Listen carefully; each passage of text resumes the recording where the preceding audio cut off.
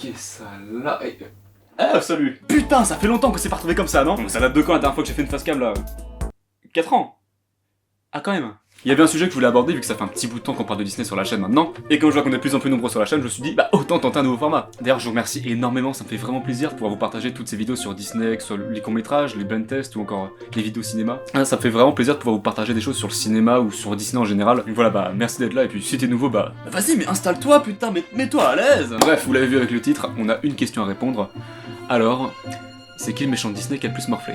Je sais pas pour vous, mais moi, quand je regarde un film, j'aime que l'antagoniste ait une importance capitale. Que ce soit un personnage mémorable, intimidant, charismatique, voire effrayant, pas juste un obstacle sur la route du héros. Et c'est là que je retrouve la force de Disney. Chaque film ou presque possède un antagoniste culte à sa manière. Et si on se souvient généralement de l'impact qu'ils ont sur le héros et l'histoire ou leur cruauté, c'est aussi généralement leur défaite et leur chute qui restent dans les mémoires. Alors ça peut aller de la simple humiliation jusqu'à finir écrasé sous un rocher. Mais tu vois, pour les punitions, bah Disney ils sont assez inventifs, surtout quand c'est pour les méchants. Et laissez-moi vous dire que certains d'entre eux ont pris cher. Genre vraiment. Et pour moi, voilà les pires d'entre eux. Ouais, à mon avis, il faudra plus d'une vidéo pour tout lister. Mais pour l'instant, voilà 6 personnages de Disney qui ont vraiment douillé. Voilà, outre le fait que la reine sorcière ait déjà traumatisé des générations rien qu'avec son visage, bon sérieusement souvenez-vous, vous avez 4 ans, vous matez un film avec des animaux qui chantent, et là sans transition, vous découvrez votre premier jumpscare. Un truc qu'on peut dire en tout cas, c'est que t'as vraiment une sale gueule. Et si sa vieille tête suffisait pas à traumatiser votre enfant, ne vous inquiétez pas, on a tout prévu avec une mort mémorable. On parle quand même d'une reine froide et orgueilleuse qui est jalouse sa belle-fille car elle lui a détrôné du titre de la plus belle femme du royaume. Jalousie qui la consumera au point de tout mettre en place pour détruire l'innocente, allant jusqu'à détériorer sa propre apparence, qui était son bien plus précieux on rappelle, pour empoisonner sa belle-fille dans la forêt. Et donc quelle punition récolte-t-elle pour cet acte? Eh bien après une course-poursuite sous l'orage où littéralement toute la forêt pousse sa peau, qu'elle tente un dernier acte de cruauté en voulant écraser ses poursuivants, le ciel lui-même lui donne son revers de médaille et la fait chuter de la falaise, elle et son rocher qui l'écrasera complètement à l'atterrissage. Et comme si ça suffisait pas, les vautours s'en vont pour dévorer ses restes en charpie. Alors là, on s'attaque à un gros morceau, Là-haut de chez Pixar. Non seulement ce film est une masterclass de par son innovation en termes d'animation, de par ses messages et sa force d'écriture, ou son introduction qui me fait pleurer à chaque fois. À chaque fois, putain! Là-haut est indéniablement l'un des meilleurs films d'animation jamais proposés. Et son méchant est clairement à la hauteur du récit. Charles Muntz est un archéologue explorateur des années 30, véritable héros, idole du personnage principal, séduisant et riche. Qu'est-ce qui peut mal tourner? Un truc que les scénaristes de Pixar ont compris, c'est que la punition d'un méchant ne se donne pas qu'à la fin du film. Elle est disséminée tout au long du récit. En fait, c'est une accumulation d'éléments qui fait que l'antagoniste prend plus ou moins cher. Et ici, Charles Muntz, putain, mais il a douillé toute sa vie. Renié de tous suite à la découverte de ses mensonges et tricheries, Muntz en va se racheter en promettant à tous de revenir avec cette fois-ci une vraie découverte. Et après mais des décennies à chercher sans rien trouver, quand l'opportunité de trouver un oiseau disparu s'offre enfin à lui, le mec perd tout simplement les plombs. Allant jusqu'à séquestrer les protagonistes, mettre la vie d'un enfant en danger, Muntz est prêt à tout pour regagner sa gloire. Gloire qu'il a, on rappelle, lui-même compromis avec ses propres actions en mentant à tous. Et c'est ainsi que sur le toit du monde, Muntz, aveuglé par son orgueil, fait le grand saut pour capturer l'animal et rattraper son rêve perdu. N'en résulte de cette action qu'une chute vers une mort certaine. Une deuxième fois, Charles Muntz est responsable de sa propre chute. Cette fois-ci au sens propre. Je veux savoir, montre-le-moi. Hop hop hop hop. Comment expliquer? En matière de manque de respect pour ce personnage, je dirais qu'on est sur un Gaston 2.0. La différence que Clayton lui connaît une fin moins agréable qu'une simple chute. À la différence de Gaston qui est le premier simple de l'histoire de Disney, Clayton lui n'en a absolument rien à foutre de Jane. M'en bat les couilles. Non, lui la seule chose qui l'intéresse, c'est les gorilles. Non, attends.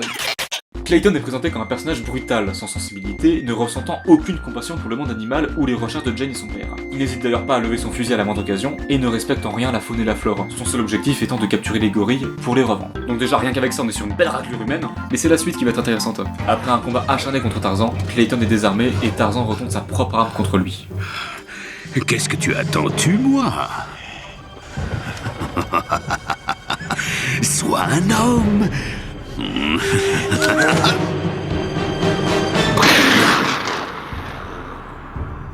Ce qui est intéressant dans cette séquence, c'est que Tarzan détruit tout ce qui faisait le monde de Clayton. Et en détruisant son fusil, seul symbole de sa puissance, Clayton est lui aussi détruit dans son ego. Prisonnier des lianes, c'est alors la rage qui le conduit, le poussant à bout. Une colère aveugle qui le fera lui aussi chuter, finissant pendu par cette nature qu'il a toujours méprisée. Ah mais je vous l'avais dit, Disney n'a clairement pas respecté son personnage. Tout du long, et c'est incroyable, Clayton se fait marcher dessus par les scénaristes. Et à la fin, il finit seul responsable de sa propre destruction. Je pense qu'on peut objectivement parler du meilleur méchant de toute l'histoire de Disney, et peut-être même le plus cruel de tous. Non mais je veux dire, Vous vous souvenez à quel point il est sombre sa mère ce film? On parle quand même d'un gars qui se revendique homme de Dieu, mais chasse des familles entières de tziganes, et prêt à tuer Quasimodo bébé de ses propres mains, pour au final le séquestrer dans son clocher et lui offrir une vie de solitude, en lui rappelant évidemment tous les jours qu'il est beaucoup trop laid pour se pavaner en société. C'est un gars qui interprète l'évangile à sa sauce pour commettre des crimes de masse, noyer des familles, brûler des maisons avec des enfants à l'intérieur. Est-ce que je continue? Sans déconner, Scar à côté, c'est une petite salope. Mais du coup, pour toutes ces horreurs, est-ce que Frollo paye le tribut suffisant? Rongé par sa propre haine des gitans mais brûlé d'une attirance pour Esmeralda, tu préfères mon père! Frollo est face à ses contradictions. Et plutôt que de trouver des réponses logiques, il préfère s'enfermer dans une psychose, prenant encore plus le contre-pied de ce qu'il est censé incarner. Un homme de foi, on rappelle. Petit à petit, Frollo devient ce qu'il s'est toujours juré de combattre. Il devient un véritable démon vivant, semant chaos et destruction autour de lui. Le gars il a viré comme Anakin quoi, ça arrive. Et dans un ultime combat au sommet d'une Notre-Dame en flammes, Claude Frollo révèle son véritable visage. Ses yeux virent au rouge, son épée prête à s'abattre sur les innocents. Il est devenu ce qu'il a toujours renié, mais croyant encore être au service de Dieu. Et là, mais le revers de médaille est magistral. Lorsque Frollo cite l'évangile pour commettre son crime, il perd pied, se rattache à une gargouille, et cette dernière se réveille, et dans ses yeux, Frollo voit la sentence s'abattre. Avec elle, il chute dans les flammes, entraîné par le diable dans les enfers. Une fin à la hauteur de sa cruauté.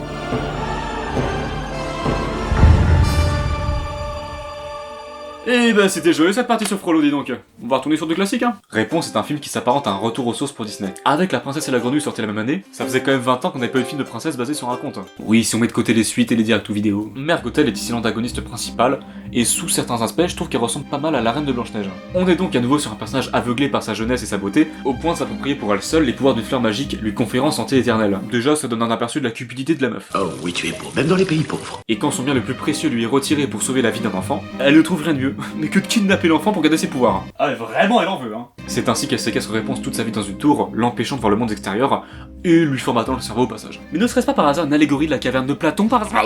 Ça va, c'est bon, j'ai compris. En fait, la manière dont Gothel prend cher, c'est surtout dans la façon où elle est punie. Là où ça doit piquer, c'est de se dire qu'après 16 ans à se faire chier pour faire grandir un gosse dans le mensonge, à se mettre en 4 pour la récupérer parce qu'elle s'est enfuie, tout ça pour qu'un sosie de Brad Pitt lui coupe les veuches et lui retire ainsi ses pouvoirs, ouais, ça doit être relou. Mais là où ça doit faire le plus mal, c'est là j'imagine.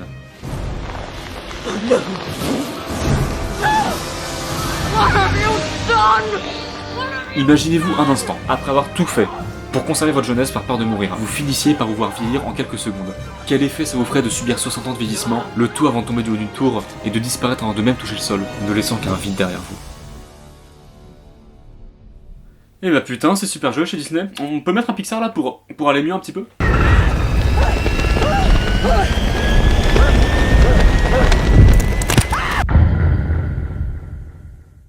Putain, je crois qu'on vient de choper un gros poisson. J'ai un poisson. Descente aux enfers, mort ironique et ultra violente.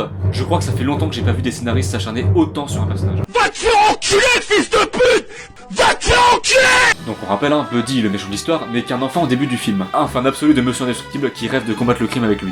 Il va même jusqu'à proposer de s'associer avec lui façon Batman et Robin. Mais rejeté par son idole, c'est tout un rêve qui s'effondre, une réalité qui s'efface, un antagoniste qui naît. Buddy Pine devient alors syndrome, un être nourri par la haine et une soif de vengeance monstrueuse. Il est responsable de la chute d'une dizaine de héros, et ce jusqu'à sa prochaine cible, la famille indestructible. Mais sa machine se rebelle contre lui. Il est impuissant face à sa propre invention. Ouais, pas ouf. C'est donc une seconde humiliation pour lui, en public cette fois, et c'est la fois de trop. Syndrome décide de s'en prendre directement au bébé de la famille, et pensant son être à plus faible que lui, il perd une fois de plus la situation. Putain mais ce... Oh, excusez-moi. Putain mais ce mec, c'est le loser originel. Sa fin, vous la connaissez, lorsque Bob lance une voiture sur l'avenue Syndrome, ce dernier se retrouve aspiré par le réacteur, avant de finir complètement broyé.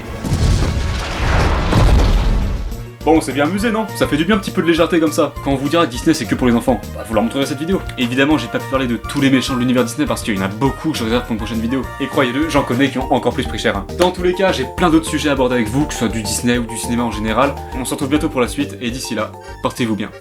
Salut à tous.